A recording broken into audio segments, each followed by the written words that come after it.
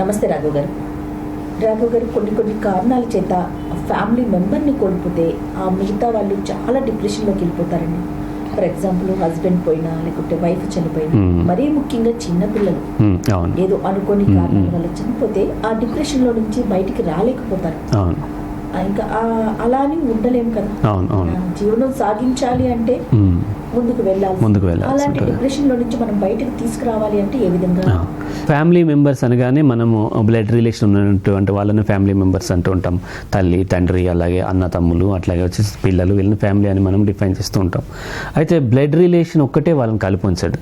వాళ్ళు కలిసి పెరిగారు కాబట్టి ఒకరి పట్ల ఒకరు చూపించేటువంటి ప్రేమాభిమానాల వల్ల, ఫ్రెండ్షిప్ వల్ల వాళ్ళు ఒక ఫ్యామిలీగా ఏర్పడతారన్నమాట. Blood relation is not a actual relation అంటానమాట. సో వీళ్ళ మధ్య ఉన్నటువంటి ప్రేమాభిమానాలు ఒకరి పట్ల ఒకరికి ఆ అనుబంధాన్ని ఏర్పరుస్తూ ఉంటుంది. ఇలా చాలా ప్రేమగా, అనుబంధంగా ఒకరికొకరు హెల్ప్ చేసుకుంటూ ఉన్నటువంటి సిచ్యువేషన్లో వాళ్ళు పెరుగుతూ టైం గడుస్తున్న క్రమంలో ఉన్నట్టుండి ఒక ఫ్యామిలీ మెంబర్ డిజపియర్ అయిపోవటం అనేది చాలా బాధగా అనిపిస్తుంది.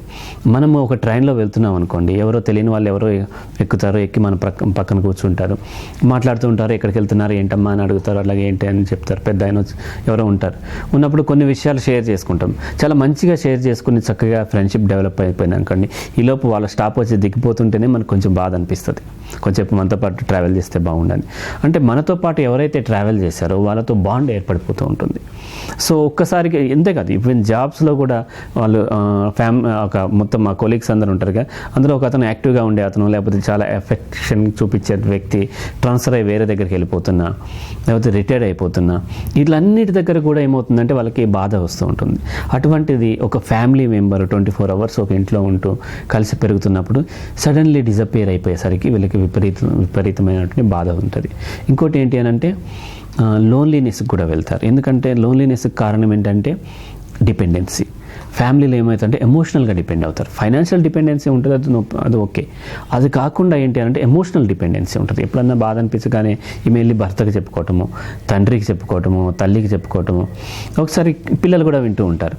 సో ఆ పిల్లవాడికి చెప్పుకోవటము, లేకపోతే అతను వచ్చి తల్లికి చెప్పుకోవటం, ఇట్లా ఎమోషనల్గా ఒకరి బాధలు ఒకరికి షేర్ చేసుకోవటం, అదే ప్రేమ. ప్రేమ అంటే ఒకరి ఎమోషన్స్ని ఇంకొకరు కేర్ తీసుకోవటం, గుడ్ ఆర్ బ్యాడ్. పిల్లలు కూడా స్కూల్లో బాగా పెర్ఫామ్ చేసి వచ్చినప్పుడు అమ్మ దగ్గరికి వెళ్ళి హగ్ చేసేసుకొని చెప్పేస్తుంటారు, నేను ఇట్లా చేశాను. అదే ప్రేమ అనమాట. అలాగే మనకి ఇష్టమైన వాళ్ళతో షేర్ చేసుకోవాలనిపిస్తూ ఉంటుంది. అలా ఈ బాధలు షేర్ చేసుకునేటప్పుడు ఎమోషనల్గా మనం డిపెండ్ అవుతాం, ఒకరి మీద ఒకరు డిపెండ్ అవుతుంటారు. పర్టికులర్గా ఫీమేల్ ఎక్కువగా డిపెండ్ అవుతుంది. సో ఈ ఎమోషనల్ డిపెండెన్సీ ఉన్నప్పుడు, ఈ ఎమోషనల్ ఎవరి మీద అయితే డిపెండ్ అవుతున్నామో వాళ్ళు డిజపియర్ అయిపోయినప్పుడు, చనిపోయినప్పుడు, లేకపోతే అలిగి వెళ్ళిపోవటం, అటువంటివి కూడా కొంతమంది చెప్పబెట్టకుండా వెళ్ళిపోతూ ఉంటారు అనమాట. ఇలా సడన్లీ డిజపియర్ అయిపోయేసరికి వీళ్ళకి ఏమవుతుందంటే ఆ డిపెండెన్సీ ఎక్కడైతే ఉందో అక్కడి నుంచి వాళ్ళకి ఎమోషనల్ కేర్ దొరకపోయేసరికి వీళ్ళు లోన్లీనెస్తో స్టార్ట్ అవుతుంది. నేను ఒక్కదాన్ని ఉన్న రోజు చూస్తుంటే గుర్తొస్తూ ఉంటుంది. ఇంకోటి ఏమంటే మామూలుగా అయితే ఇప్పుడు సపోజ్ ఎవరో ఫ్యామిలీ మెంబర్ ఉన్నారు, తల్లిలో తండ్రో, మామూలుగా అయితే ఆమె ఫిజికల్గా కనిపిస్తూ ఉంటుంది కాబట్టి ఎక్కువ ఇంట్రెస్ట్ ఉండదు. ఎప్పుడైతే ఆమె కనిపించదు, ఆమె చనిపోయింది కనిపించదు అన్నప్పుడు ఆమె గురించి థాట్స్ ఎక్కువ వస్తూ ఉంటాయి. ఎక్కువ వచ్చినప్పుడు ఆమె ఫేస్ ఎక్కువ కనిపిస్తూ ఉంటుంది. ఎందుకు? ఆ ఇమేజ్ మనలో స్టోర్ అయి ఉంటుంది. ఇమేజెస్ రూపంలో మన మనసు స్టోర్ చేసుకుని ఉంటుంది. ఆమె ఇమేజ్ మాటికి మనకి రీకలెక్ట్ అవుతూ ఉంటుంది. ఆమె లేదు అని అనుకోగానే, చనిపోయింది అనగానే రీకలెక్ట్ అవుతూ ఉంటుంది అనమాట. అందుకని ఎవరైనా చనిపోయినప్పుడు అందరూ వస్తారు, వచ్చినప్పుడు కూడా నాకు రాత్రి కనిపించిందనో, లేకపోతే ఇలా చెప్పింది, అలా చెప్పింది, అవన్నీ కళలో వచ్చింది, ఇట్లాంటివన్నీ చెప్తూ ఉంటారు. ఎందుకంటే ఆ ఇమేజ్ని మాటికి రీకలెక్ట్ చేసుకోవటం వల్ల మనకు తెలియకుండానే ఆమె లేదు కాబట్టి ఎక్కువసారి రీకలెక్ట్ చేసుకుంటాం.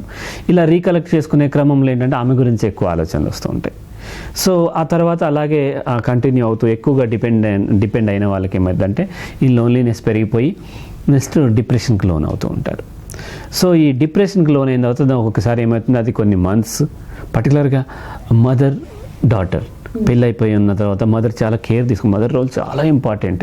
ఆడపిల్లల విషయంలో మదర్ రోల్ చాలా ఇంపార్టెంట్. అంటే ఎమోషనల్గా ఫాదర్ చిన్నప్పుడు అవసరం, కానీ పెరిగి పెద్ద అయిన తర్వాత, పెళ్లి చేసిన తర్వాత కూడా మదర్ రోల్. ఎందుకంటే ఈమె ప్రెగ్నెంట్ అయినప్పుడు ఎలా ఉండాలి ఏంటి అదంతా అమ్మతో షేర్ చేసుకుంటూ ఉంటే అమ్మ చెప్తుంది ఎలాంటి చేంజెస్ వస్తాయి ఏంటి. అలాగే డెలివరీ అప్పుడు కూడా అమ్మ ఉంటుంది. మన కల్చర్లో యూజువల్గా హస్బెండ్ ఉంటే మంచిది, ఆ బిడ్డకు ఉండేటువంటి సెక్యూరిటీ, ఈమెకు ఉండే సెక్యూరిటీతో పాటు హస్బెండ్ ఏం చేస్తారంటే మనకి ఇక్కడ మన కల్చర్లో వెంటనే ప్రెగ్నెంట్ అవగానే తోసేస్తాడు పుట్టింటికి తోసే కానీ మొత్తం చూసుకునేది అమ్మే. తండ్రి ఎంత మాటల రూపంలో చెప్పినా సరే అమ్మే తన దగ్గర కూర్చొని ఆమెకి ఎక్కడ నొప్పి వచ్చినా ఏమొచ్చినా తనకి ఫ్రూట్ జ్యూస్ కలిపి ఇవ్వటము, వండి పెట్టడము, ఎప్పుడైనా బ్లీడింగ్ అయితే వాటి గురించి కూడా చూసి తను చెక్ చేసి వాష్రూమ్ కూడా వెళ్ళి అవన్నీ చెక్ చేయటము, ఇవన్నీ కూడా తల్లి చూస్తుంది. ఇంత ఆప్యాయంగా ఉండే తల్లి, ఇంత సేవ చేసిన తల్లి ఒక్కసారి డిజప్పీర్ అయిపోతే ఆ ఆడపిల్లకి విపరీతమైనటువంటి లోన్లీనెస్ వస్తుంది, బాధ వేస్తుంది, డిప్రెషన్కి వెళ్ళిపోతుంది. తండ్రి పోయినా ఉంటుంది, అన్నదమ్ములు పోయినా ఉంటుంది, అన్నీ ఉంటుంది, కానీ తల్లి పోయినటువంటి ఆడపిల్లకి మాత్రము విపరీతమైనటువంటి బాధ ఉంటుందన్నమాట. ఆ లోటు ఎవరు కూడా తీర్చలేను.